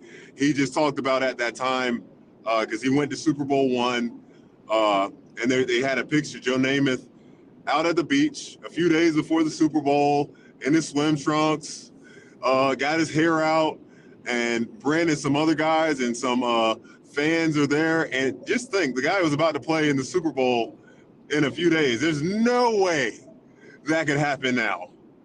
Zero chance. Nice. And he said what was actually really cool. This because I was trying to remember what's actually really interesting about that story. We all know Joe Namath made that call that he guaranteed that they were going to win, and Brent said he really described it as matter of fact, like it wasn't a pompous, bloviating, overconfident. He's like, right. And I want you to know, I guarantee. Yeah. We're going to win. Yeah. That's it. How about that? Wow. That's cool. How about that? Originally named the Oilers. Which franchise originally named the Oilers? Houston. Now they call it Tennessee because that was the one that actually. Oh, that was Tennessee. You're right. Yeah. Because they, the way they moved. And then a couple more will be done. I promise. We'll get to Brent Beaird. I like them. I had no idea. We can fact check this. What NFL, and this will give it away, but I had no idea what NFL franchise is named after a credit card charger. A credit card charger? The LA Chargers, the old San Diego. Would you have? Is that true? We got to fact check that. Yeah, you got to fact check that one. That's what it says. That's interesting. I have no words for that one. Maybe San Diego popped up around the time the first credit cards were coming out. I don't know when San Diego popped up. How about 67? How about speaking of San Diego? Antonio Gates, first player inducted in the Football Hall of Fame that did not play college football. Oh, that's great. I don't think anyone's going to beat his record of 116. I went to check and see how close Travis Kelce is. He's at 74, and the next in place is at 86. God. So Yeah, I think Gronk finished with 86 or something around there. And who's our guy? Tony Gonzalez. He's in second with 112. So Antonio Gates, say that again. He's the only Hall of Fame player to not play college football. To not play college football. That is a great truth. He made such a great point. He said, you know, in basketball, I was so used to, like, in physicality, creating space against guys that were my height and guys that might have been bigger. In football, I knew how to create space. I knew how to get open. And the guy that was guarding me was 5'11" or 6'2". Yeah. You know, he was like 6'5", so, or maybe a little bit taller than that. But besides the point, that's why he said he thought he could get so much seen so well. And then, you know, Phillip Rivers, one of those quarterbacks that probably one of the greatest quarterbacks to never win a Super Bowl. That dude filled a stat sheet, didn't he? Yeah. Holy moly! Yeah. When in his prime in Philadelphia, with the Chargers, Antonio Gates was a touchdown machine. I grew up, my childhood running back outside of Fred, first one was LaDainian Tomlinson. Yeah. So I watched all his games and kept up with all the players and playing the video games. Antonio Gates was the man. Yeah. He called it over everybody. Yeah. Yeah. As we go to break, I do know this, and that Antonio Gates stat about not playing college football is really cool. I do know this, several big-time college football coaches, and you can find there are a few scattered in the NFL. There are some big-time football coaches that never played football. I know for a fact, like Mike Leach, never played football. Good solid. I think Manny Diaz never was a football player. He got on the staff at FSU as a grad assistant, worked his way up. And you can find one or two guys that have made it to the NFL that never played. That's interesting. They wanted to get into coaching. They just wanted to get into coaching. You remember the rich guy? The rich guy that basically bought his way to, I think maybe, was it Coastal Carolina 20 years ago when they first started playing? And he was a real wealthy guy, and he always wanted to be a football coach. He donated a lot of money. They started a program. He was the first coach. I can't remember the guy's name. It might have been Coach. Did he not really know how to coach? No. He did some back work. Okay, good. And then he kind of worked his way up. But he was a filthy rich guy. Donated, started like grad assistant, and he made it all the way and coached a year or two. That makes sense. Yeah. Honestly, I respect that. He's like, hey, yeah, I know I want to see if this is the passion of mine. I'll donate. Let me be a graduate assistant. You don't even have to pay me, probably what he said. And he probably fell in love even more in that process of being around the team. Because, look, man, the number one thing every athlete misses and what people will not understand about sports teams, that locker room, man. It is fun. That locker room. It is fun. And I never played professionally like you, but I played collegiately. And it's also fun on that campus. Even in high school, when you're in season, especially when you're in season, there's just something about you walk in the cafeteria, there's two of your teammates. You walk down the hall, there's, you know, being part of the team, it is cool, isn't it? It really is. It's just, yeah, you know, it's just tough. Like all those great memories is because our lives are designed in a way through sport that we're always around our teammates. And it's just tough when you stop playing. Yeah. Now it's up to you, you know. That's why so many athletes struggle with life after sport, because they've been so used to everyone telling them where they got to do and where they got to be all the time. Absolutely. You know, their wives are like, oh my gosh, you're home too much. You need a hobby. Yes, no doubt. All right, PY, let's take a break. Get out of here. If you need to get going, we got Brent Beaird coming on. Good stuff. Good stuff. If we don't talk again, let's talk on Monday, of course, and have a great weekend. Thank you, buddy. That's my buddy, your buddy, everybody's buddy, Patrick Young, right here on the Young and Norvelle Show. Break time, Brent Beaird comes back. He'll wind it down. He's got some good college football news and notes. We'll also take a quick look at Major League Baseball. Wow, what a day yesterday. The trade deadline is always a fun day, and it came and went yesterday. One segment left, starting to land the plane on a Friday. The Young and Norvelle Show continues after this quick timeout. At Southeast Orthopedic Specialists, we know pain and injuries can stop you from doing what you love. This is why our board-certified orthopedic specialists offer the latest in both non-surgical and surgical treatment options and create a treatment plan tailored to your unique lifestyle and goals. So, whether it is a sports injury or that nagging pain that's keeping you from doing what you love, our team has the right treatment for you. For more information or to schedule an appointment online, visit our website. You really got to hand it to him. Hold on. The previous play is under further review. I'm not sure what he could review, but okay.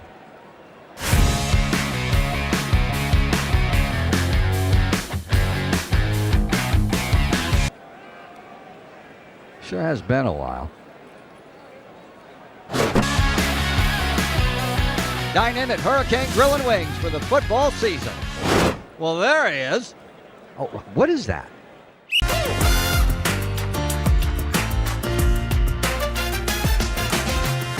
Empower a future, inspire a dream.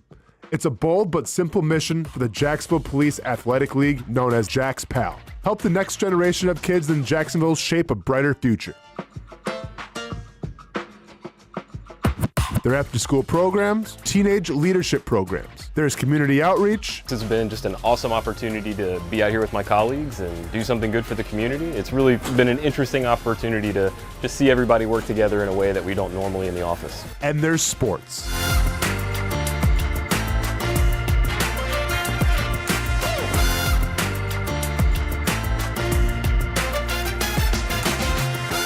There are also ways you can help the next generation with a donation of any kind.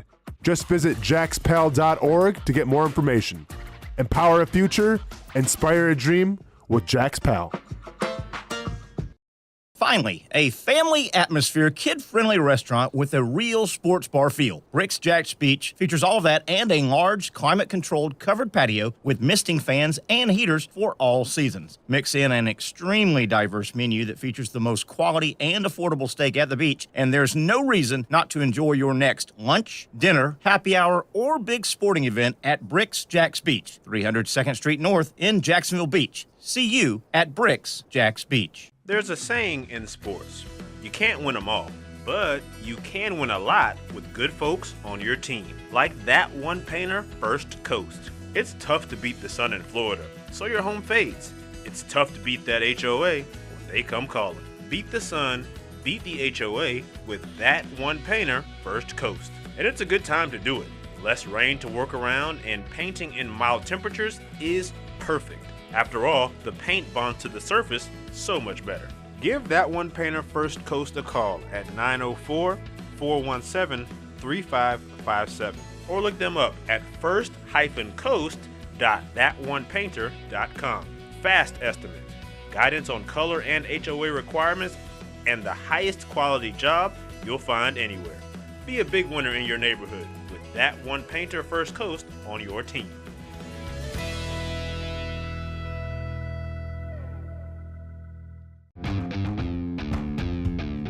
When you think sports, you think Action Sports Jacks, the official station of the Jaguars, on location for every game. But the most experienced team in town doesn't stop there. From high school football to the big events in the area, Action Sports Jacks is always on. Now, we take that to a new level. Action Sports Jacks 24/7 is around-the-clock coverage of the teams you love and the moments you can't miss. The best local sports in Jacksonville on Action Sports Jacks 24/7. All right, let's get right back into it. Boy, I want to apologize to my buddy Brent Beaird. We kept Brent on hold, and I think we've got Brent still now. Hey, buddy, thanks for your patience. We got knocked off, and it backed us up a little bit, and I was at the middle of it. Somehow I didn't see my cord. It had unplugged. We lost power. Yeah, wow. Yeah, well, if you're my worst problem the rest of the weekend, it'll be a great weekend. There you go. And it's been a unique week. It has. I finally fessed up. I didn't want to tell my not embarrassing story, but once we had Doc on yesterday, I've been working the show this week all but one day from home. I had a little scheduled surgery on Friday. Never had surgery, and Brent, I think you and I have talked about it a little bit. I don't know if I told you the story, but I went ahead and fessed up. I had hemorrhoid surgery.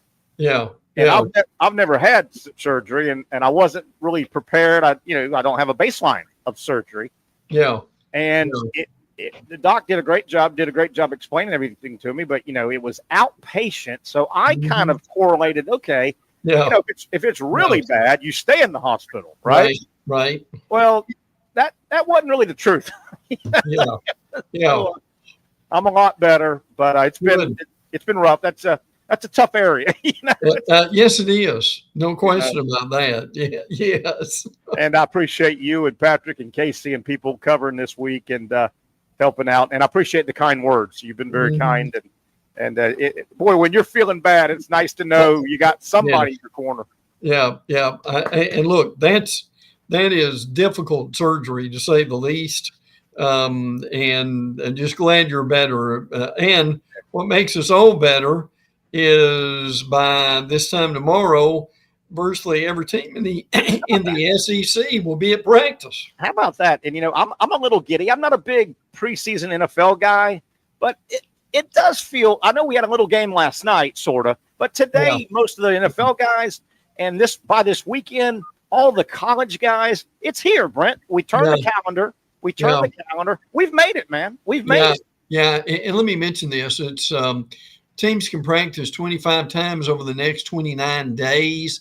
So just because you open up on Tuesday as compared to today, really doesn't mean anything, frankly. But again, we've got a deal to where teams spend, it seemed like, Terry, what is it, about basically a week trying to get out of helmets and and shells and so forth. So Brent, there's a rule on the books in college. I think it's your first 3 practices cannot be in pads. Yeah, it doesn't matter if it's 3 in a row or you can set your what do you have, like 4 off days? You said 4 off days.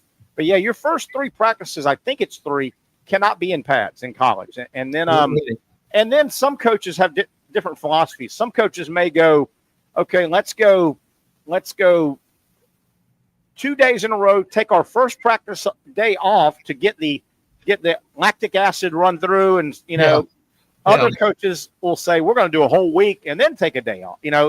Right. They'll bump those, and they'll have most teams will have 3 scrimmages, I think it is, right? Yeah. Well, what they normally do, Terry, is to have 2 full scrimmages, and then they'll have a special team scrimmage. So that equals 3. Now I don't know how many people saw this afternoon, but DJ Lagway, this story came out that he was actually practicing and throwing and doing more than he normally had done. But they were basically saying that did you see this? No. That he had done very little of anything over the last few weeks. So now look, the season hadn't started, and we understand this. And I'm not saying the Gators were trying to deceive people necessarily. I mean, you know how that game is played, but the reality is, I mean, he really has done very little, and I'm still not sure, Terry, how much he's actually done. But that's kind of the latest thing that came out was he actually was getting into practice a lot more than he had before now. I know that's interesting. I had not heard that. To that extent that you just said. Wow, it's a little takes you back a little bit. I know we've got colleagues. You and I have colleagues that cover the Gators on a standard basis. That's their number one beat. And not that the University of Florida and Billy Napier owes the public anything. There are certain rules and regulations. Now, you have to turn in some type of a health chart during the season. I get that. But they don't really owe us anything. But we're in an era where coaches have never been more forthright.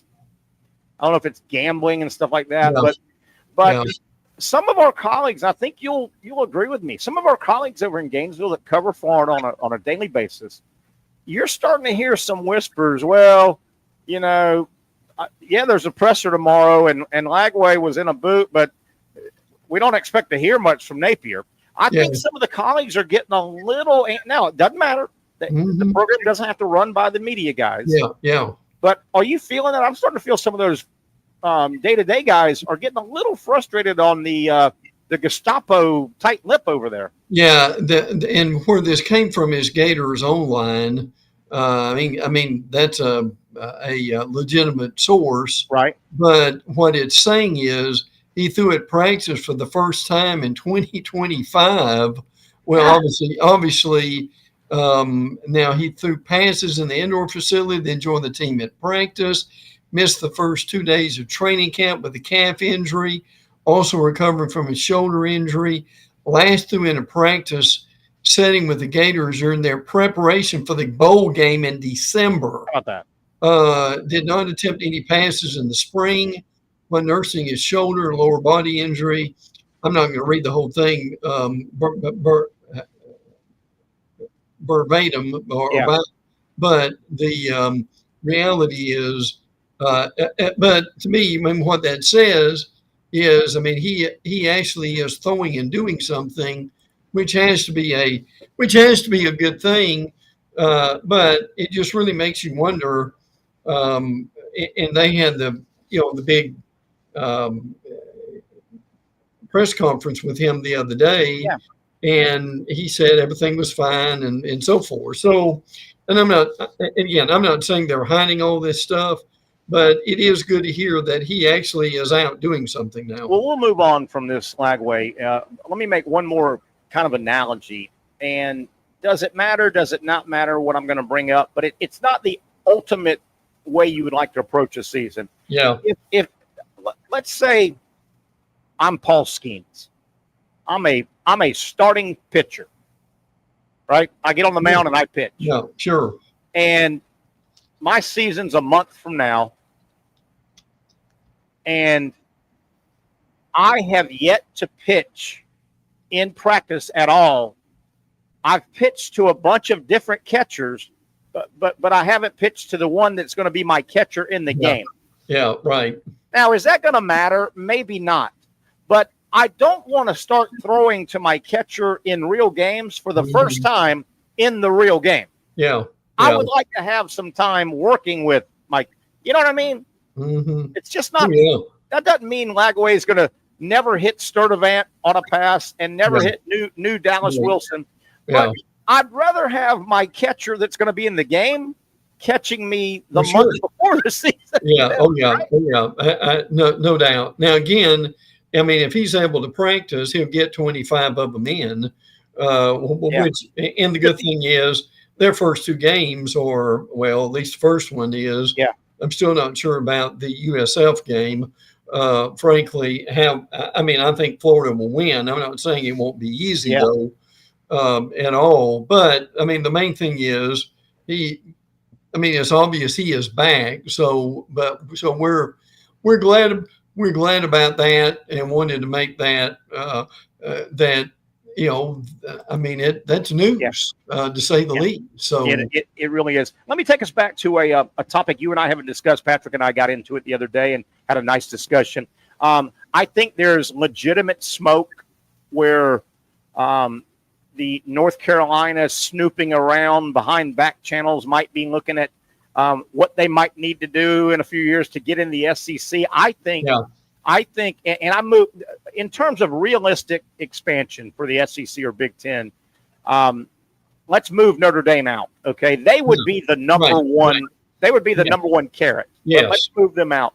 I think North Carolina, by a million miles, is the number two carrot out there of realistic. Alabama's not going to the Big Ten. Ohio State's not coming to the SEC. No. Realistic ACC, Big 12, movable programs. I think North Carolina makes absolute perfect SEC sense. And I think it'll happen because of what Clemson and FSU did. They ran the interference and they brought the number way down. Yeah, they did. Look, I'm with you. I think North Carolina's coming. Yep. And as a matter of fact, I've been told, and I'm curious if you've heard this, was even Greg Sankey was talking to a group about North Carolina coming recently. And it wasn't just maybe they'll come. It was more, they're coming. Yeah. what we don't know is now I've heard Virginia is a second team coming with them. Mm-hmm. Now, forgive me, but I can't get real excited about that, to be honest. But here's the reality of it, Terry. And you understand this better than anybody I work with. They are getting Virginia because of the TV market in that Virginia area that they desperately want. Because I'm telling you, if you have North Carolina and Virginia, and again, I know we look at this for football, but you and I have to look at it for everything.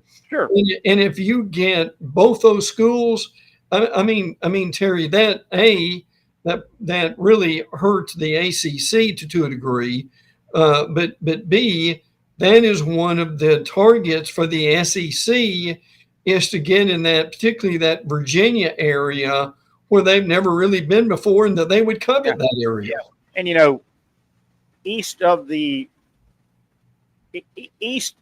the eastern part of our country, if they were to get Virginia, if the SEC, Virginia and North Carolina, I don't think the SEC thinks it's a penetrable area, the Northeast. That's not a college football hotbed. Right. And I don't think it's a real desired. So if you're the SEC and you draw a line down the middle of the country, everything east, you're not going to get up into Big Ten country, and you don't necessarily want it. You've got everything on the east side of the country that you want, from the coast to deep Texas. You've got everything you want.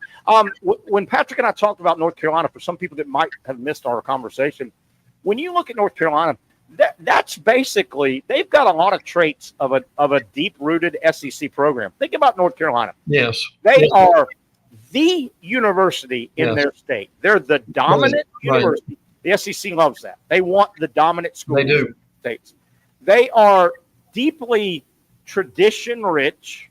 They are old, deep, Southern-rooted money. Yeah. And frankly, I think this matters. Brent, North Carolina, even though they've been languishing in the ACC for decades, they've got an SEC arrogance about them. And the SEC likes that, I think. Sure. I mean, look at their Brent, look at the SEC's motto. It just means more. Yeah, sure. North Carolina and they're a lot like I think we still have Patrick ready to jump back on. But North Carolina has got they've got a lot of Alabama kind of pats Auburn on the head. Yeah. Right? Because Alabama is the school in that state. Yeah. North Carolina kind of pats Clemson on the head because they're North Carolina, man. Yeah. Oh, yeah. You're lucky to have our diploma on your wall. And the SEC, I think, covets that. Speak to that, Brent. Well, and look, the other thing, and I know we look at this through football, but the reality is these presidents and chancellors aren't looking at just football, are they, Terry? No. Now, Virginia and North Carolina have long been good. Obviously, they're good basketball schools, but they're also very good baseball schools. So I think that's why it's important. And listen, the SEC wants a couple of schools that, whether they ever admit this or not, that would help their academic standing and their academic PR. Is that fair to say? Yeah, it really is. And let's don't forget also, and I think this matters. It matters more than it did 20 years ago. Yeah. And it may not be the biggest scale tipper, but you go get North Carolina, which the SEC should do. They're first and foremost. I think they're a plum out there. Right. You bring a big-time women's program over across the board.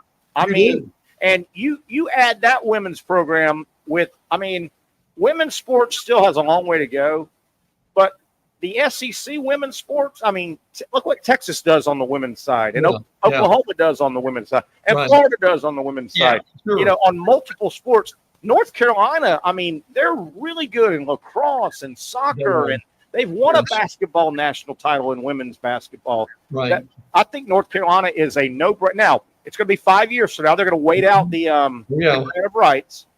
But remember you and I chuckled, Brent? The ACC, when all that fighting with FSU and Clemson started, Yeah. the ACC said, right here, look at this piece of paper, grant of rights. Right. Yeah, you can get out of our conference, but you owe us $500 million. Yeah. Hey, Yeah. it came back. Remember when they arbitrated it? It came back at about 185, and Yeah. it'll settle maybe at 100, maybe 70 Yeah. Oh, yeah. Oh, in yeah. 5 years. Yeah. And I mean, you're talking about the just to be able to get out of the conference is important. And they will make that look, they will have 5 more years. Well, actually, Terry, let's say this. I don't know if they'll leave exactly. Yeah. If they're waiting to leave at 5, but at about 3.5, this is going to be done, isn't it? It really is. It won't be done 6 months before it happens. It'll be done. No, and absolutely not. I remember vividly, me, you, and Patrick, when the SEC, when the ACC, Clemson, and Florida State were deep in their fight. Remember, they were going at it. Yes. And I can remember vividly, you and I and Patrick as well, and I brought this up. FSU, Clemson, and now I'm convinced North Carolina are all going to be out of the ACC because, more than the money, they don't want to be in the ACC. Yeah. And the last thing, just like a marriage, we said this, the last thing you want to do is force your spouse to stay in a marriage if they don't want to be there. Right. Why would you, ACC, if Clemson, Florida State, and North Carolina look at you and say, we don't want to be here, you can force us for a few more years, that would be a miserable relationship, wouldn't it? Yeah, it would be. And I'm still hearing Pat a little bit, and if he can come on. Yeah, jump on. Yeah. The thing I wanted to ask Pat was, now, Pat, you're familiar with North Carolina. And again, I'm hearing it's going to be Virginia. It's not going to be Clemson. It's not going to be FSU. I wish it was, but it's going to be probably Virginia, North Carolina. Look, we basketball is the number 2 sport right now in the SEC. That's just the way that it is. What would North Carolina, Virginia do for the SEC in basketball?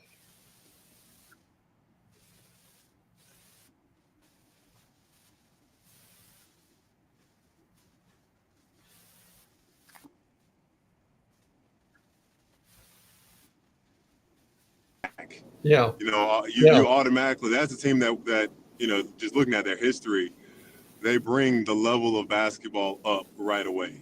Oh, yeah.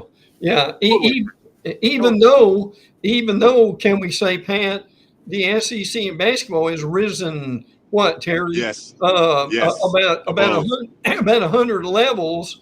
Yes. But what you're saying is, those 2 ACC teams would bring it up even more, right? Substantially. I want to speak to what Pat just said about Carolina. When you asked him, Brent, about Carolina, just bringing just their men's basketball. Oh, yeah, absolutely.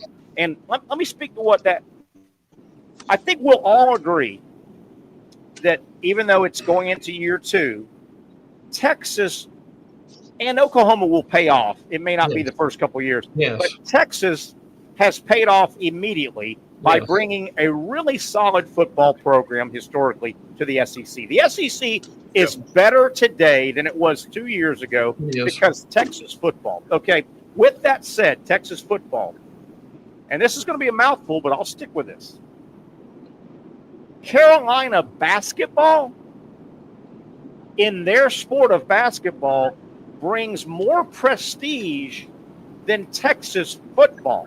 Carolina basketball historically has dominated that sport more than Texas has dominated football. You would be bringing over, I know UCLA's got the most titles in basketball, but a bunch of those were John Wooden. Yeah. 7 in a row. Kentucky and North Carolina are right behind that. You're bringing over maybe the most prestigious modern basketball program, and I say that 50 years modern. Right. If Gonzaga wasn't so far away, they'd want to be in the SEC with basketball. Yes. Oh, sure. Oh, yeah. Yeah. Oh, yeah. Hey, Pat, I've got a question with this too. Now, Tell me about Virginia. That's who I hear they're bringing too. I mean, you're not going to bring just one school. Man, you're going to bring. He loves the way they play Brent, basketball. why'd you ask that? He loves their style of play. Brent? I am elated that the Virginia Cavaliers are bringing in their 40-point per game offense, staggering offense to the SEC. I am. Oh man! Well, they do have a new coach now. The coach left, didn't he? Yeah, but he's in the same branch. He's a follower of our guy whose name Bennett. I can't remember. I always say this, Brent. Bennett. I said of Tony Bennett. There you go. I always said this to Terry. I said this is the worst thing to happen to college basketball. Virginia won a championship in modern day basketball. Yeah, I get that. But here's the reality of it. The presidents and chancellors are the one who are looking at this. And guys, you can help me on this. I think their thought process is Virginia, and I'm sure you played some ball up there, at least at some point, Pat. But how attractive is that Virginia area? Just at what is it, Terry? Isn't that the Tidewater area? What they call it up there? Yeah, that Virginia Beach, Tidewater, all that. There's some ball players up there, all sports, isn't there, Pat? It should, honestly, you would look at Virginia and think it should be a spot that can bring in talent. You know, obviously they got to recruit north and south of them. They don't have the luxury of like Atlanta, that all the big time tournaments are coming to Atlanta and high school. But I mean, I'm not sure how they are in terms of their NIL approach and their endowments or whatnot, but with the right amount of money and obviously an upgrade in terms of a change in terms of style of play. Yeah. Because it's not appealing, dude. Like, who wants to come and play that kind of basketball? Yeah, well, true. It's ironic too, Pat, that I can't believe we're talking Virginia basketball right now, but that Virginia team 4 or 5 years ago that won the national title. Yeah. That was almost for a Tony Bennett coach team or his dad. Right. That was almost a one-off. They actually played a little more stylish basketball that one year. Did. Right? They had a couple. They sure did. They had a couple little guards, and that makes you wonder, Pat. They won a title by kind of playing modern basketball, but they went right back to Virginia basketball. Right. Yeah, the player Guy. I can't remember his first name. Yeah. Oh yeah, he was a great player. They actually had 3 guys that ended up getting drafted off of that team. So that just goes to show, that maybe that just was a really one-off, and he wasn't able to replicate because he didn't get guys that were that talented. At least go ahead. I was going to say, Pat, if I remember that team right, I remember the guy named Guy, no pun intended. They were a little bit like, they weren't anywhere near as talented, but they had like 3 perimeter guys, and they had one kind of tall guy inside, and it was a little bit like DeAndre Hunter was one. Yeah, because the Hawks drafted white guy shooter. They drafted him, and they drafted DeAndre Hunter out of Virginia to Atlanta to the Hawks. Like, awesome team. And you guys know who the best team in the country that year was and should have won it. Kentucky. Auburn. That's right. That's right. Auburn gave that game away to Virginia. The missed double dribble, and what was it, a foul? It was a foul call at the end? Yeah. That wasn't a foul? Yeah. Yeah, there's some real controversy, Brent Beaird, at the end, remember? Yeah, I remember that well. Yes. Now, Pat, I don't know how well you know that area. I'm curious about this. Now, not a lot. Okay. But I know that Tidewater area is a rich athletic area where people have moved in there over the years. Yeah. So and look, I know North Carolina is the bell cow here, but Virginia coming in, now they're not going to be very good in football, but Virginia in some of these other sports, that would be a pretty nice addition to the SEC. Without a doubt, it would. I agree with you. I just, they haven't in these last 2 years, and we've had a lot of episodes on this show when we're talking about college football. Have we ever talked about Virginia football? No. I mean, Yeah. We've, obviously we're more biased to the schools that are closer to us in the SEC, and we talk about, those other schools, but goodness gracious, they might have a lot of money, but I'm curious, are those boosters, are there more fans of gymnastics and baseball and other sport that football just isn't their thing? I don't know. Maybe. All right, guys, we got about 45 seconds left. Good job today. I appreciate getting everybody on. Good stuff, Pat, of course. Brent Beaird, Casey doing a great job. Brent, did Terry tell you about what his procedure was? Because he announced it on the internet. Yes, he did. I had to go ahead and tell everybody. Thanks for caring, Pat. I appreciate it. Thanks. All right, just making sure. Thanks for caring. By the way, we don't have time to get into it, but I think, isn't that Virginia area kind of near D.C., which there's power, right. There's power and money in D.C. Let me tell you that. And there's a lot of good basketball players out of the D.C. area, too. Yeah, and, it's not – Virginia's not that far from, if you wanted to try that New York area, there's still some players out of New York. It's not that far away. All right, guys. Get them out of that cold. Yeah, no doubt about it. Have a good weekend, everybody. It was a fun week. Thanks for covering with me. All my guys that are helping, Casey, Brent, thank you, Pat, Dr. Bates, everybody that helped out. We'll get back together on Monday. A lot to talk about Monday. Can't wait. 4 to 6, the next episode of the Young and Norvelle Show.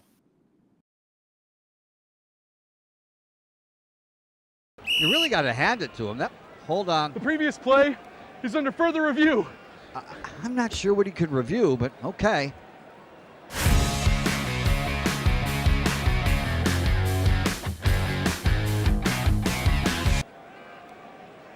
Sure has been a while. Dine in at Hurricane Grill and Wings for the football season. Well, there he is. Oh, what is that? At Southeast Orthopedic Specialists, we know pain and injuries can stop you from doing what you love. This is why our board-certified orthopedic specialists offer the latest in both non-surgical and surgical treatment options and create a treatment plan tailored to your unique lifestyle and goals. So, whether it is a sports injury or that nagging pain that's keeping you from doing what you love, our team has the right treatment for you. For more information or to schedule an appointment online, visit our website. Most of us know how to throw.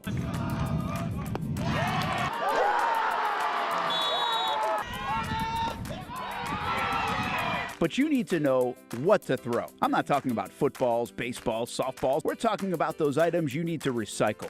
Republic Services explains it easy. Recycling simplified. 1. Know what to throw. When in doubt, throw it out. 2. Empty, clean, and dry those materials. It takes an extra minute, but it makes a big difference. And 3. Don't bag it. This makes the recycling process faster and more efficient. This is a look at the Republic Services North Florida Recycling Center. You can make this process even more efficient. By utilizing those 3 steps, Republic Services can help you become a better recycler in your home. Learn more at recyclingsimplified.com. Finally, a family atmosphere, kid-friendly restaurant with a real sports bar feel. Rick's Jack's Beach features all of that and a large, climate-controlled covered patio with misting fans and heaters for all seasons. Mix in an extremely diverse menu that features the most quality and affordable steak at the beach, and there's no reason not to enjoy your next lunch, dinner, happy hour, or big sporting event at Rick's Jack's Beach, 300 2nd Street North in Jacksonville Beach. See you at Bricks Jack's Beach. Baker's Sports. It's a hometown business filled with hometown people trying to make you feel right at home. Chris Conley, Jacksonville University. Walker Wright, class of 2018, West Nassau High School. Michael Young, Fletcher High School. Baker's Sports started in a grassroots way and now outfits much of the Southeast. Will Olive, Mandarin High School. Go Stangs. High school sports, travel sports, youth sports of all kinds. They are a one-stop shop carrying Nike, Adidas, Under Armour brands, and more. Vincent Caldes, Oakleaf High School. Tony Mazzio, Standout High School, class of 2002. Samuel Coffrin, Paxton School for Advanced Studies. Whether it's sports teams on the field or it's your team in the workplace, like our Action Sports Shacks team, and community events like the Dream 18 Golf Tournament, and many others. Cole Tilley, Hilliard High School. Reagan Webb, Eagles View Academy. Look good, feel good, play good with Baker Sports. Custom sports